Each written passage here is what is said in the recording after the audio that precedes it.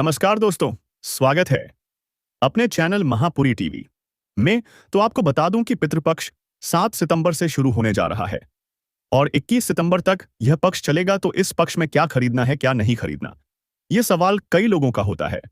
गुरुजी ने 2 दिन पहले की कथा में बताया कि इस पक्ष में जो भी कोई वस्तु खरीदना है तो वह शुभ माना जाता है, क्योंकि उसे टाइम उसके दादा पोते को आशीर्वाद देने के लिए धरती पर आते हैं। और आपको बता दूं कि बुजुर्गों की शक्ति इतनी होती है कि अगर वह है सच्चे मन से आपको आशीर्वाद दे दे तो आपकी पूरी किया ही बदल जाएगी। तो आपको मैं बता दूं, इस पक्ष में बहुत शुभ कार्य होंगे। आप अपने पर दादा को मन में रखते हुए उनकी आराधना कीजिए। और आपको बता दूं कि जिस टाइम आप अपने कनागत समय ढाब लेते हैं तो आप किसी भी तलब किया नदी में शुभ है नहा धोकर स्नान करना और भगवान सूर्य को नमस्कार करके अपने बुजुर्ग पिता को याद करना। खासकर जो उनके बड़े बेटे होते हैं वही यह काम करते हैं, उनका ही कर्तव्य होता है। आपको बता दूं कि जिस महिला को संतान नहीं हो रही है वह भी यह उपाय कर ले। मैं कसम खाता हूं कि अगली वर्ष तक अगर उसकी संतान नहीं होती तो आप तब मुझे बोलना, लेकिन मेरे उपायों पर आपको चलना पड़ेगा, क्योंकि आप मेरी अगर वीडियो पूरी देखते हैं तो आपको लाभ की प्राप्ति होगी।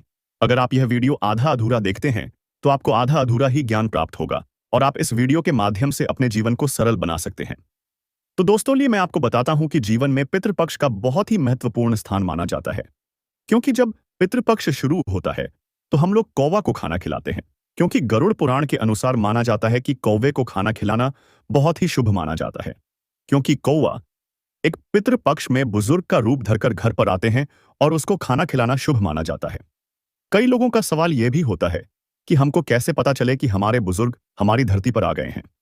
तो आपको बता दूं कि बुजुर्ग जी आने का मतलब होता है कि आपके घर में कुछ हलचल मच जाना और कुछ ऐसा काम होना जो आपका बहुत ही सालों से नहीं हो रहा है। तो आप समझ लेना कि हमारे बुजुर्ग धरती पर आ गए हैं। तो यह जानकारी आपको अच्छी लग रही है तो प्लीज हमारे चैनल महापुरी टीवी को सब्सक्राइब जरूर कर लीजिए। और आपको बता दूं कि तुलसी की पूजा करना भी इस समय बहुत ही शुभ माना जाता है, क्योंकि गरुड़ पुराण के अनुसार तुलसी मैया एक गरुड़ भगवान से जुड़ी हुई है। इस कारण जो आप तुलसी माँ की पूजा करेंगे तो भगवान विष्णु आप पर अति प्रसन्न होंगे और आपकी हर एक मनोकामना पूरी करेंगे।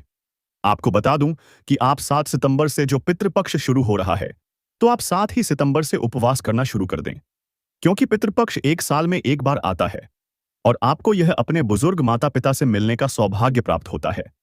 और जिस टाइम आप यह पितृपक्ष में अगर आप कोई भी वस्तु लाते हैं तो आपको ध्यान में रखना है कि सबसे पहले हमारे बुजुर्ग को पूजन में आगे लाना है। पितृपक्ष में दूब दुर्वा घास का बहुत महत्व माना गया है। दूब को भगवान विष्णु, गणेश जी और पितरों को अत्यंत प्रिय माना गया है। पितृपक्ष में दूब का प्रयोग करने से पितर प्रसन्न होकर आशीर्वाद देते हैं और घर में सुख समृद्धि बनी रहती है। पितृपक्ष में दूब के उपाय। 1. पितरों को अर्पण। श्राद्ध या तर्पण के समय पिंडदान में दूब रखना बहुत शुभ माना जाता है। इससे पितर जल्दी तृप्त होते हैं। 2. जल में दूब डालकर अर्पण।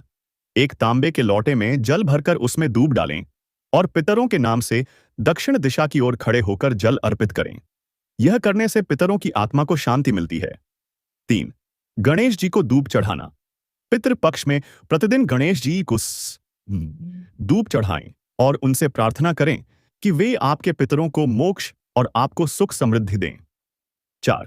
दूध और दूब का भोग। किसी दिन पितरों के नाम से दूध में दूब डालकर पीपल या बरगद के पेड़ की जड़ में अर्पित करें।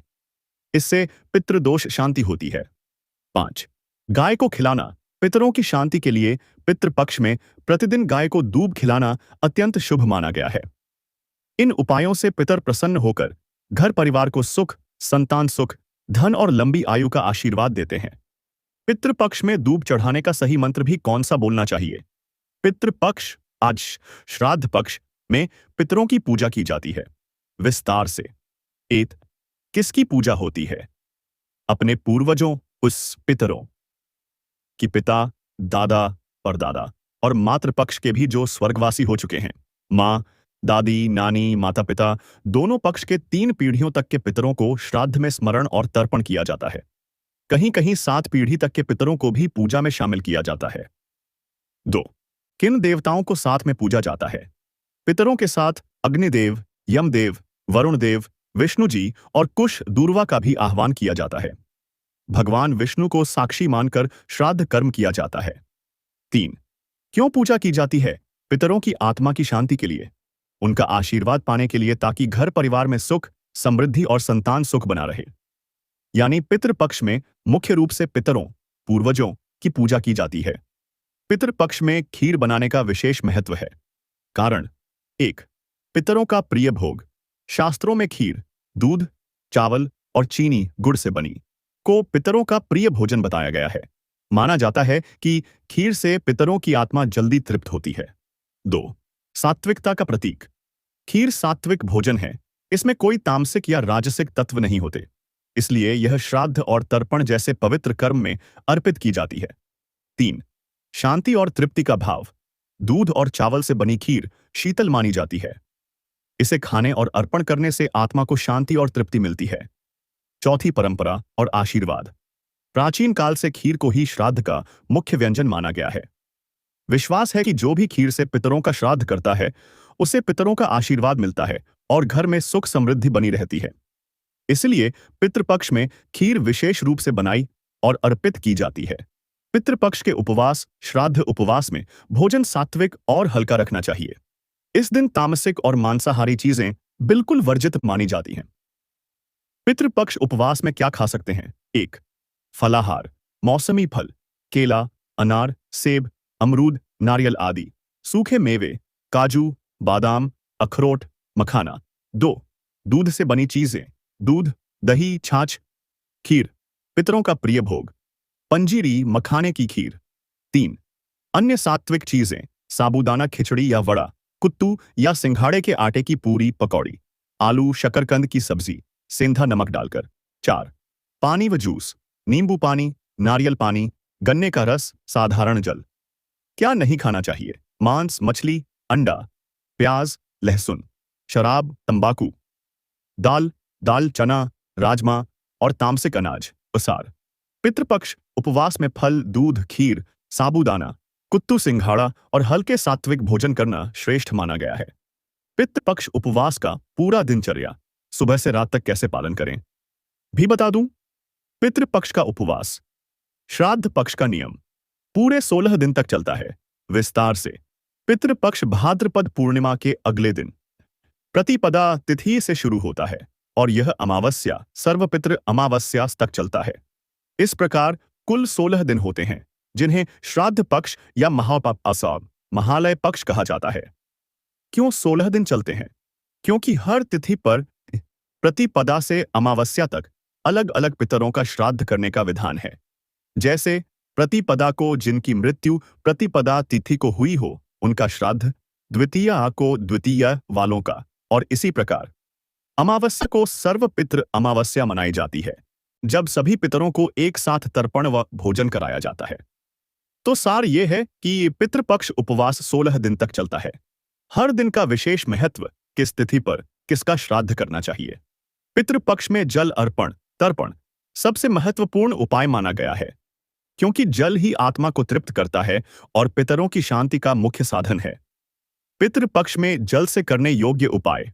1. तर्पण करना। तांबे के लोटे में जल भरें, उसमें थोड़ा सा काला तिल, दूब, दुर्वा घास और सफेद फूल डालें। दक्षिण दिशा की ओर मुख करके पितरों का नाम लेकर जल अर्पित करें। यह क्रिया प्रातः स्नान के बाद करना श्रेष्ठ है। दूसरे पीपल पर जल चढ़ाना।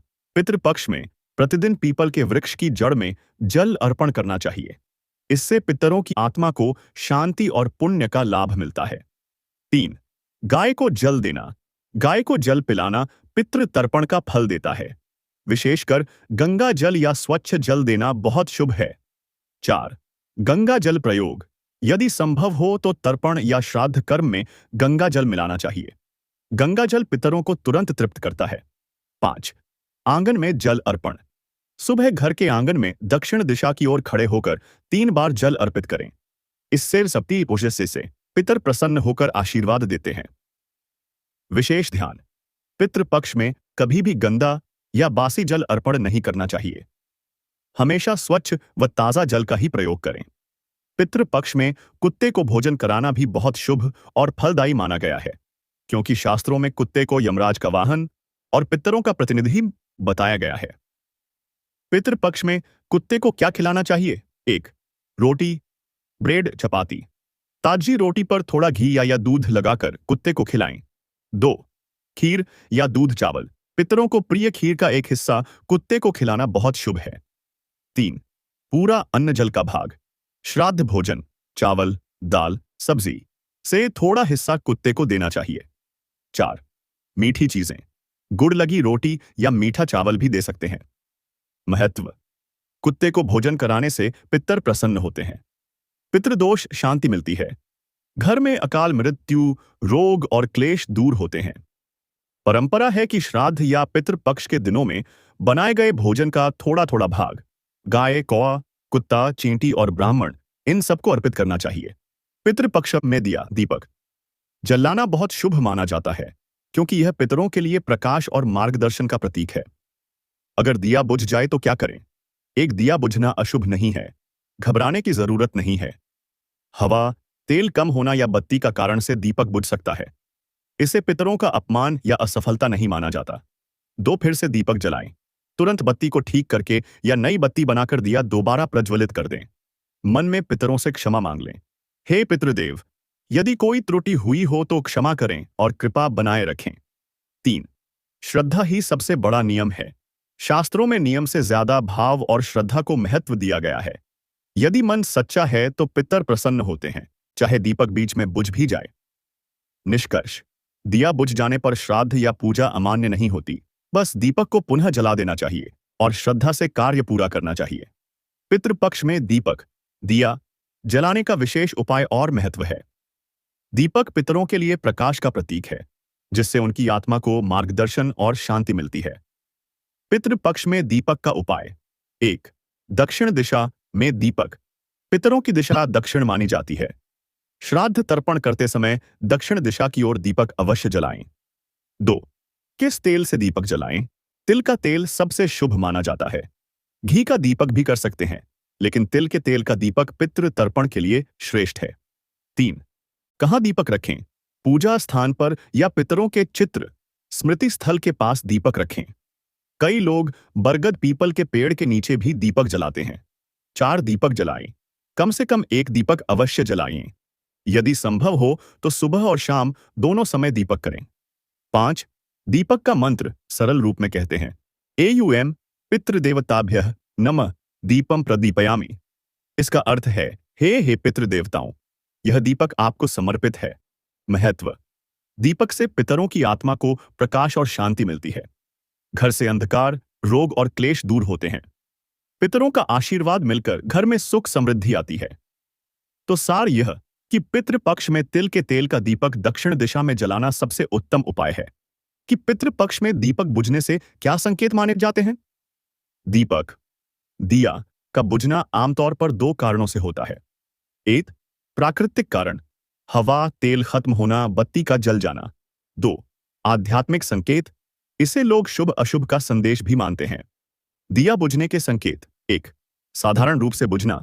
अगर दीपक हवा या तेल खत्म होने से बुझ जाए तो यह सामान्य घटना है। इसमें कोई दोष या अशुभ संकेत नहीं माना जाता। 2. पूजा या श्राद्ध के बीच अचानक बुझना। इसे पितरों या देवताओं की ओर से ध्यान दिलाना माना जाता है कि नियम या श्रद्धा में कहीं कमी रह गई है। इसका अर्थ यह नहीं कि पूजा असफल हुई, बल्कि बस सावधानी बरतनी चाहिए। 3. अच्छा संकेत, कई बार माना जाता है कि दीपक बुझना इस बात का संकेत है कि पितरों ने भोग स्वीकार कर लिया है। नानगावद अशुभ संकेत, मान्यता अनुसार यदि बार बार दिया बिना कारण बुझ रहा है तो इसे घर में ऊर्जा असंतुलन या पितृदोष का संकेत माना जाता है। ऐसे में तिल के तेल का दीपक जलाकर मन से प्रार्थना करनी चाहिए। हे पितृदेव, यदि कोई त्रुटि हुई हो तो क्षमा करें और कृपा बनाए रखें। निष्कर्ष: दिया बुझना हमेशा अशुभ नहीं होता। अधिकतर यह प्राकृतिक कारण से होता है।